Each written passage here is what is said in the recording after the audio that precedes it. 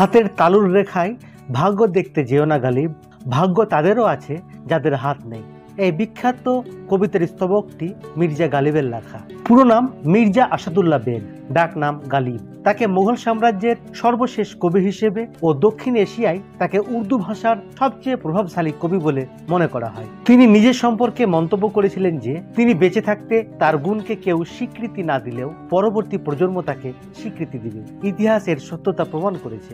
উর্দু কবিদের মধ্যে তাকে নিয়ে সবচেয়ে বেশি লেখা হয়েছে।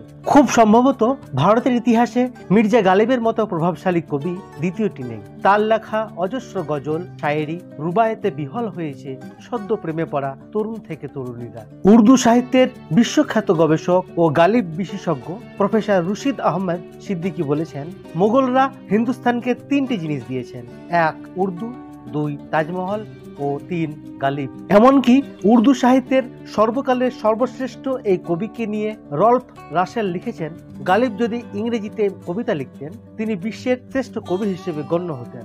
শেষ মুঘল সম্রাট আব্দুল জাফর সিরাজউদ্দিন বাহাদুর শাহের মৃত্যু হলে গালিব আরো নিঃসঙ্গ ও আতঙ্কিত হয়ে পড়েন, কারণ এই সম্রাট শুধু তার শাসকই ছিলেন না, ছিলেন বন্ধু ও সহযাত্রী কবি। 15 ফেব্রুয়ারি 1869 সালে মির্জা গালিব যখন মারা যান তখন তিনি নিঃস্ব, সহায় সম্বলহীন ও প্রায় বিচ্ছিন্ন একজন গুটিয়ে যাওয়া মানুষ। সম্ভবত জীবন থেকে চলে যাওয়ার অপেক্ষায় তার একমাত্র অবলম্বন, আর স্রষ্টার প্রযত্নেই তার একমাত্র আশ্রয় ছিল। 1869 সালের ফেব্রুয়ারি মাসের 15 তারিখ দুপুরবেলা তাকে সুলতানজিতে কবরস্থ করা হয়। এটি ছিল সেই পবিত্র তীর্থস্থান যা ফকির নিজামুদ্দিন আউলিয়ার কবরের কাছে। লুহারু বংশের পারিবারিক কবরখানা ছিল এটি। তার অন্তিম যাত্রার খরচটুকু বহন করে যান নবাব জিয়াউদ্দিন খান। গোল বাঁধলো শেষকৃত্যের নিয়মগুলো নিয়ে, অর্থাৎ শিয়া না সুন্নি, কোন মতে মির্জা আসাদুল্লাহ খাঁ গালিবকে কবরস্থ করা হবে। শেষে নবাব জিয়াউদ্দিনের কথা মতো উর্দু সাহিত্যের এই দেবদূতকে সুন্নি মতেই কবর দেওয়া হয়। যতকাল পৃথিবীতে প্রেম থাকবে মির্জা গালিবও মিশে থাকবে প্রতিটি মানবিক স্নায়ুতে। নিজের মৃত্যুসজ্জায় গালিব লিখেছিলেন, বিপদ বিধ্বস্ত গালিবের অভাবে কোনো কাজই কি থেমে থেকেছে?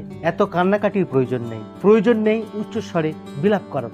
বন্ধুরা, জুলফিকার ছিলাম এতক্ষণ আপনাদের সাথে মির্জা গালিবকে নিয়ে এই ছোট্ট তথ্যটি। যদি আপনাদের ভালো লেগে থাকে তাহলে অবশ্যই চ্যানেলটি সাবস্ক্রাইব করবেন।